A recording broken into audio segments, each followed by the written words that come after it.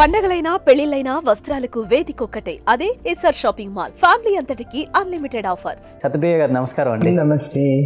ఎలా ఉన్నారు? సూపర్గా ఉన్నాను. నేను అడిగే టు బి ఫ్రాంక్ చెప్పాలి ఈ విషయం. మీకు బాగా ఇష్టమైన వాళ్ళు కానీ లేకపోతే వేరే వాళ్ళు కూడా కావచ్చు, ఇంతవరకు ఎవరితో కూడా షేర్ చేసుకున్న ఒక సీక్రెట్ అయితే నాకు చెప్పాలి మీరు. ఇండస్ట్రీ గురించి మీకు జరిగిన ఇన్సిడెంట్. ఇండస్ట్రీ గురించి బ్యాడ్ కావచ్చు, గుడ్ కావచ్చు, ఏదైనా. ఎవరికి చెప్పనిది ఏం లేదు, నాదంతా ఓపెన్ సీక్రెట్, ఓపెన్ బుక్. నా అవార్డు ఆర్టిస్ట్లకి ఓపెన్ బుక్ అంటే ఏముండదు, అన్ని సీక్రెట్స్ ఉంటాయి. అవునా? కాదా? నిజం చెప్పండి. నిజంగానే ఇండస్ట్రీలో నిజాలు చెప్తే ఎక్కువ రోజులు ఉండరు, అబద్ధాలు చెప్తేనే ఎక్కువ రోజులు ఉంటారు అంటే మీరు నిజమా? అది మీరు అందుకనే లేరా? నిజాలు చెప్పడం వల్లే లేనంట. అయి ఉండొచ్చు. కాదా? అబద్ధాలు చెప్పడానికి ఏం లేవు అసలు. ఇంకోటి ఏంటంటే, ఇంటర్వ్యూల్లో కూడా చాలామంది లేని విషయాల్ని ఉన్నట్టుగా కల్పించి చెప్తుంటారు, ఉన్న విషయాల్ని లేనట్టుగా కల్పించి చెప్తుంటారు. అవన్నీ ఆ టాక్టిక్స్ నాకు లేవు. నువ్వు ఏదైనా అడిగితే నేను కరెక్ట్గా సమాధానం చెప్పేస్తాను అంతే. అది ఒకళ్ళ గురించి నేను కొంచెం బ్యాడ్గా చెప్పాల్సి వచ్చినా సరే అది నాజూగ్గా చెప్పేస్తానే తప్పించి చెప్పకుండా ఉండను. ఒక టైంలో ట్రెండ్ నడిచింది, అది ఒక వే ఆఫ్ స్టైల్ అనమాట. అది కూడా ఫ్యామిలీ సబ్జెక్ట్ అంటే బాగా వెళ్ళి చూసేవాళ్ళం. ఆ టైంలో ఎక్కువ తెలుగు చేశాను నేను. తెలుగు ఎందుకంటే ఆ టైంలో ప్రేమ విజేత అని ఒక picture, I think Suresh hero, Roja heroine, అది వీళ్ళదే, సురేష్ వాళ్ళది, సురేష్ ప్రొడక్షన్స్. ఓకే, అందులో యాక్ట్ చేశాను. తర్వాత పుట్టింటి పట్టు చీర, అందులో కూడా సురేష్ హీరో అనుకుంటా. ఎస్.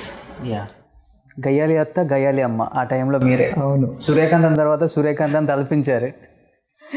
ఏంటి రియల్గా అంతే ఉంటారా లేకపోతే ఆన్ స్క్రీన్ కాబట్టి అలా ఉంటారా? ఓన్లీ పర్ఫార్మెన్స్, యాక్టింగ్ మాత్రమే. అన్నిటికంటే పెద్ద విల్లి క్యారెక్టర్ చేసిందేమో మన ఏమండి మళ్ళీ పెళ్లి చేసుకోండి అని ఒక పిక్చర్. ఓకే, అది యాక్చువల్లీ కన్నడం పిక్చర్. అది దాన్ని తెలుగులో రీమేక్ చేసినప్పుడు ఎడిటర్ మోహన్ గారు ప్రొడ్యూసర్. ఆయన యాక్చువల్గా మన వడివు కర్సి గారిని వేసుకుందాం అనుకున్నారంట ఆ క్యారెక్టర్కి. వాళ్ళు రమ్యాకృష్ణకి వడివు కర్సికి చూపించినప్పుడు వడివు కర్సి నా పర్ఫార్మెన్స్ చూసి, అయ్యో ఆవిడ అంత బాగా చేస్తున్నారు, తెలుగు మాట్లాడగలరు, మీరు నన్ను ఎందుకండి బాధపడతారు, ఆవిడనే తీసుకోవచ్చుగా అనిందంట. ఓ super. Then he approached me and I was confirmed for that role. Okay. Typical Gundamma కథ కాదా, అది గుండమ్మ కథనే కొంచెం మోడర్నైజ్ చేశారనమాట. అందులో సూర్యకాంతమ్మ గారి క్యారెక్టర్ నేను చేసింది. కాబట్టి మళ్ళీ పెళ్లి చేసుకోండి. సూపర్. తెలుగులో కృష్ణ గారు అండ్ మహేష్ బాబు గారితో కూడా ఫస్ట్ మూవీలో మీరు యాక్ట్ చేశారు కదా, కొడుకు దిద్దిన కాపురం. నాకు బాగా గుర్తుంది ఆ సినిమా. ఎలా ఉండేది అప్పుడు? మహేష్ బాబు అసలు ఎలా ఉండేవాడు? మహేష్ బాబు చిన్నపిల్లాడు, ఆటలాడుతూ పాటలు పాడుతూ అట్లా ఉండేవాడు. మనకేం తెలియదు కదా, కృష్ణ గారి కొడుకు అంతే తెలుసు. చాలా అందంగా ఉన్నాడు బాబు అనుకునేవాళ్ళం. అందులో కూడా కొంచెం నెగిటివ్ క్యారెక్టర్ కాదు, పెద్దగా గయ్యాలి కొంచెం కాదు. మోహన్ బాబు విల్లన్ అందులో. మోహన్ బాబుకి వైఫ్ చేశానమాట. సో విల్లన్కి వైఫ్, అలాంటి క్యారెక్టర్ కొంచెం సపోర్ట్ చేస్తూ ఉంటుంది అనుకుంటా. ఆ క్యారెక్టర్ మర్చిపోయాను నేను, చాలా రోజులైంది యాక్ట్ చేసి. సో వీళ్ళు విజయశాంతి వాళ్ళిద్దరు విడిపోవటం, వాటన్నిటికీ మేమే కారణాలు అవ్వటం. ఆ తర్వాత అబ్బాయి వచ్చి వాళ్ళని కలపటం, కొడుకు దిద్దిన కాపురం. ఓకే, అది అనుకున్నారా మహేష్ బాబుని అప్పుడు చూసి పెద్ద స్టార్ అవుతాడు? అనుకోలేదు. ఇప్పుడు నేను ఆయన ఫ్యాన్ని. మహేష్తో ఆ సినిమా తర్వాత మళ్ళీ చేయలేదు. మహేష్ ఫ్యాన్స్ కోసం మహేష్ చిన్నప్పుడు బాగా ఫన్నీగా కోతిగా ఆ సెట్లో బాగా చేసిన ఇన్సిడెంట్, కొన్ని ఇన్సిడెంట్లు ఉంటాయి షూట్లో మనకు బాగా గుర్తుండిపోతాయి లైఫ్ లాంగ్. అలాంటి ఇన్సిడెంట్ కొడుకులు దిద్ది కాపురంలో ఏదన్నా? అలాంటిది ఏం పెద్దగా జరగలేదు. ఆడుకునేవాడు, అబ్బాయి సెట్లో ఆడుకుంటూ ఉండేవాడు. మాకు కొంచెం పెద్దగా అంత సీన్స్ ఎక్కువ లేవు. ఐ డోంట్ రిమెంబర్ ఎగ్జాక్ట్లీ యాక్చువల్గా. ఓకే, మా సెట్కి వచ్చేవాడు, ఆడుకునేవాడు, యాక్ట్ చేసేవాడు, వెళ్ళిపోయేవాడు. ఐ థింక్ మా మోహన్ బాబుతో ఆయనకి ఏదైనా టగ్ ఆఫ్ వార్ సీన్స్ లాంటివి ఉండే అనుకుంటా, నాకు గుర్తులేదు, నాకు అసలు గుర్తులేదు. ఓకే, ఆ అబ్బాయికి ఇప్పుడు మీరు ఫ్యాన్.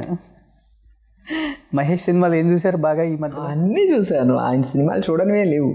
ఆయన డాన్స్ అంటే చాలా ఇష్టం, అందంగా ఉంటాడు చాలా.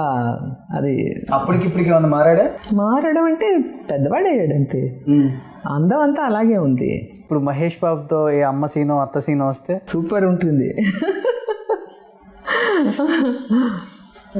ఎంజాయ్ చేస్తాను డెఫినెట్గా. ఇప్పుడు అమ్మ క్యారెక్టర్లు ఇవ్వరు, కనీసం అమ్మమ్మ క్యారెక్టర్ ఇచ్చినా చాలు. మీరు అమ్మమ్మ ఏంటి మీరు ఇంత అందంగా ఉంటే? I don't mind. ఓకే. అమ్మమ్మ కానీ బామ్మ కానీ ఏదైనా ఇచ్చినా కూడా I will be very happy. Mahesh బాబుకి ఇలాంటి అందమైన అమ్మాయి, అందమైన అత్త కదా ఉండాల్సింది. డెఫినెట్గా. అది ఏంటంటే మన సినిమా ఇండస్ట్రీలో ఒక ట్రెండ్ ఉంది, హీరో కంటే వాళ్ళ అమ్మలు చిన్నవాళ్ళు అయి ఉండాలి, అప్పుడే హీరోలేమో చిన్నపిల్లలుగా కనిపిస్తారనమాట. అవును. సో ఆ రోజుల్లో నేను రజనీకాంత్కి అమ్మగా చేశాను, అవును, శరత్ కుమార్కి అమ్మగా చేశాను, విష్ణువర్ధన్కి అమ్మగా చేశాను.